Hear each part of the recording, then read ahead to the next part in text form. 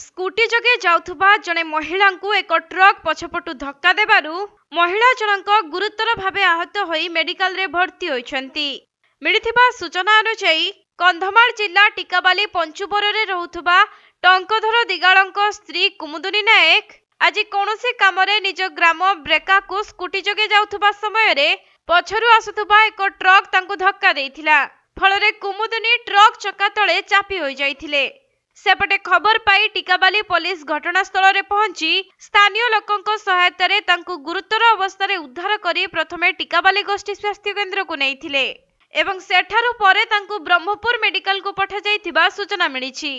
सेपटे पुलिस दुर्घटना घटाइथिबा ट्रक समेत स्कूटी को जबत करिबा सह ट्रक ड्राइवर को अटक रखी घटनार तदंत चलाइछंती।